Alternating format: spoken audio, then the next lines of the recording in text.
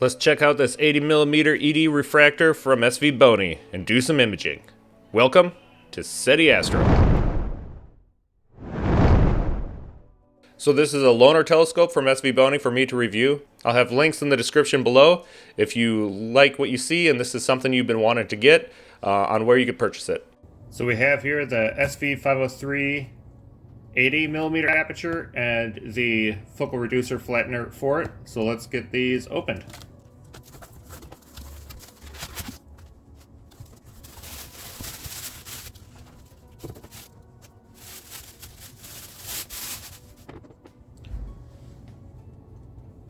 Here's the telescope itself.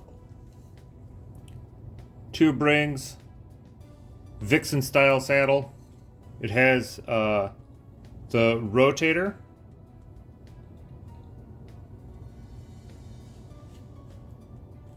With the knurled knob to tighten that.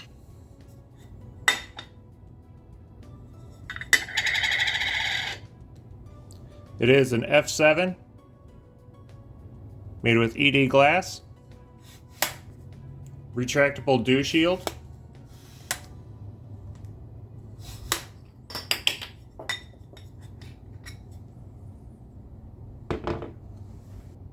And it does have the dual speed focuser cap for it.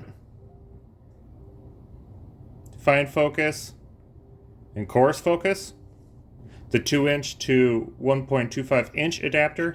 And the adapter is tapered to help it capture as well. All in all, a well-constructed little scope. Even pretty stout tube rings for the size. Now for the reducer flattener. It is a 0.8x reducer flattener for the 80mm f7.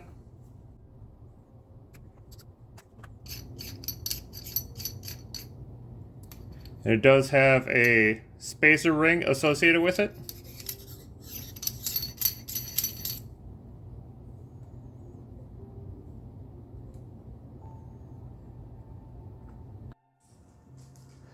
Now I need to strip my mount down and get those little refractors up on here. Well, after a bit of work, I finally got Big Red off, and I got these two mounted. We'll talk about this little guy later. I'll have a separate video for him. But tonight we'll be looking at the 80mm and checking out how it all works for me. So I do have the reducer corrector in here and the SV260 filter at the front of that. Going to my off-axis guider, filter wheel, rotator, and my ASI 294mm. I will have to do some manual focusing to get me in focus. I'm going to just use the Batonov mask and just go for it. Now I do want to touch on the telescope itself. Now this is an ED doublet refractor essentially. There are 3 elements in it, but it's an ED achromat. So what that is really telling us is that there is going to be chromatic aberration. This is not an apochromat, which will use multiple lenses in order to achieve focus at 3 different coloration points, as in this diagram.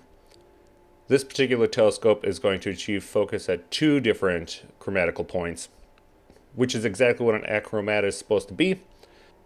So I am expecting some chromatic aberration, and I'll be able to show you the differences between this one with ED glass, and then I have some images from a different refractor that is just a standard achromat doublet. And you can really see the difference in the blue channel specifically. But we'll get into that after we look at some of the data here. So I'm here in my telescope. This is actually the region that I'm imaging here. It's an area right next to Sadur, the star. And a lot of people also image the propeller that's down in here. I thought it would be a great little spot. Not only does it have nebulosity, but it also has some reflection nebula through it, and just a ton of stars in general. So that's what I'll be imaging. I also want to say for this test, I used the luminance filter to achieve focus. I figured that would give me the best average focus since I wouldn't be touching the focuser between every single filter change, since I don't have an electronic focuser on this telescope. When you do have an electronic focuser on a telescope like this and using a mono camera and separate LRGB filters, you're going to be able to get slightly sharper images because each filter then can really be focused to its optimal.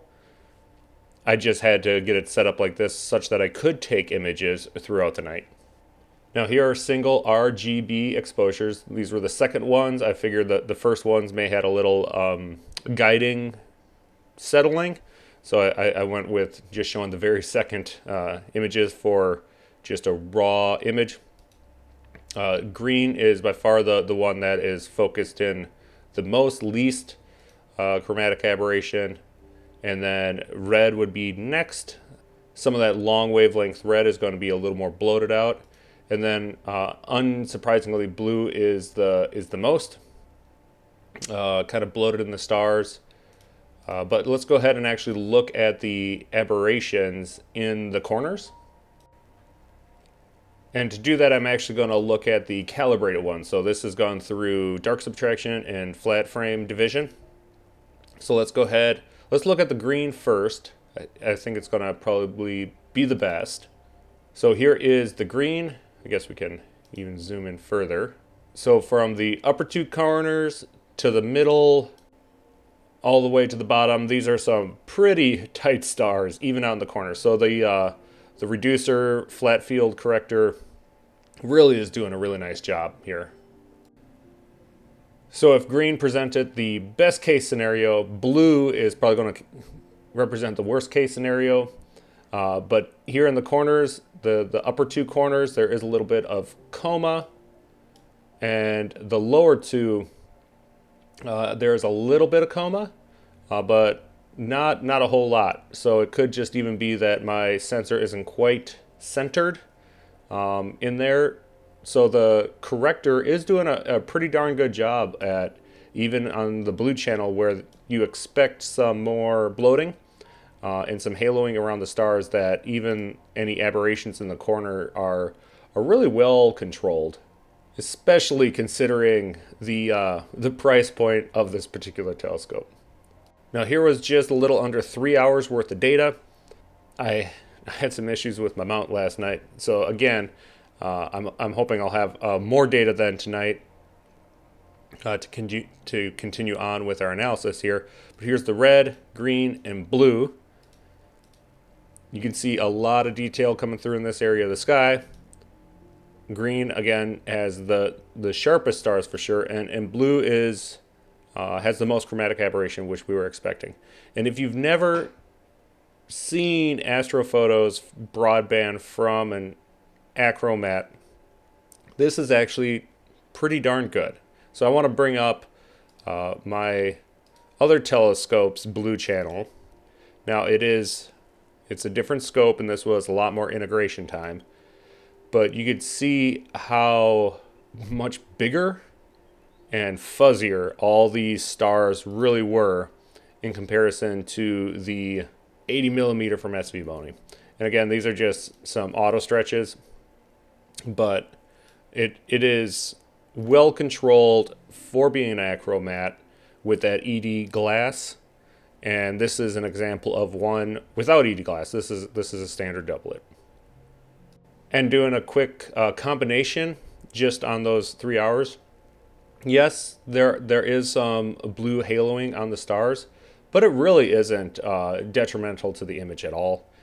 And again, let's compare this to the one from the other telescope, where the blue is very prominent, very, very fuzzy patches around a ton of these stars, in contrast to the 80 millimeter with the ED glass.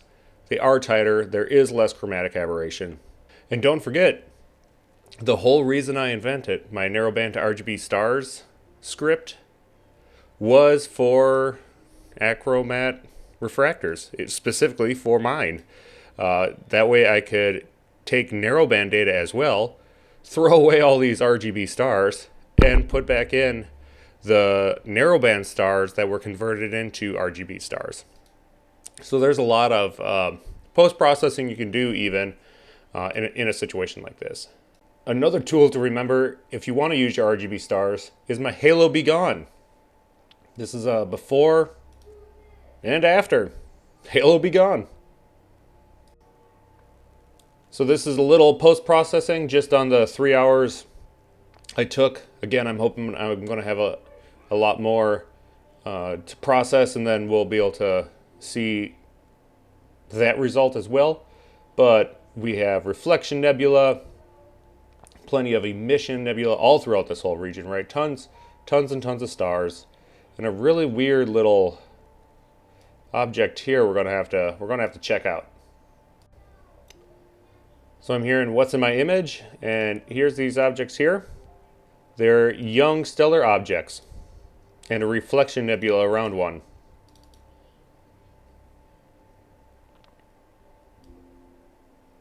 I will say our image from the 80mm SVBony is much better than the 2-mass survey image here. I also noticed a handful of really red objects, and just checking one of them, it's actually a carbon star, which is really cool. I mean, all in all, really not bad for only 3 hours RGB data. Honestly, kind of near a pretty bright moon too. So the little ED refractor here definitely would seem like it'd be a nice little tool in your arsenal. What I especially loved my achro refractor for was for narrowband images. I always considered the doublet refractors out there, or achro refractors out there, narrowband secret weapons, because everybody overlooks their potential, and you can really take some really extremely deep exposures and have nice tight stars and everything in your narrowband images.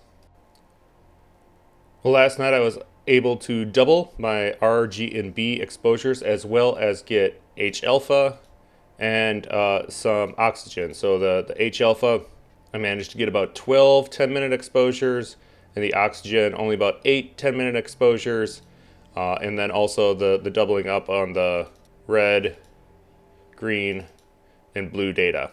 So a full night's worth of data collection. Now with the narrowband data and the RGB data, you can do something called continuum subtraction. If you're not familiar with that, that is a method of removing any continuum, reflection, other things like that, and only showing the true emission of the object. So here's the H alpha continuum subtracted data.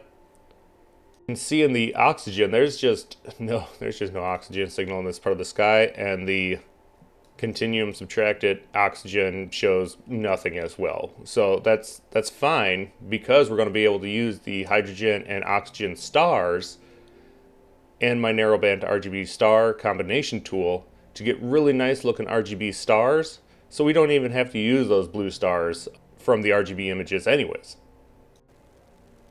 Now in the stretched continuum subtracted hydrogen alpha, you could really see some amazing structure in here. Just with the few hours this little scope managed to gather. I mean, look at this dark nebula directly in front of all this emission. Just looks amazing. And now combining it all, the RGB images, the continuum subtracted H alpha, and the narrowband to RGB stars. Now this is the final image I ended up with here. We got the amazing blue reflection nebula in here. We have our little young stellar objects. These really amazing dark nebula structures throughout it. Just a really great image for just a little over a night's worth of data. So what a great little, like I said before, these ED achros or doublet achros are really narrowband secret weapons out there. So if you're in the market for something just like this is the perfect opportunity. Again, I'll have links in the description where you could buy this particular telescope along with the reducer, and I'll have also a link for the review I did for their SV260 filter. which this was in the imaging train the entire time too. Please comment, like, and subscribe.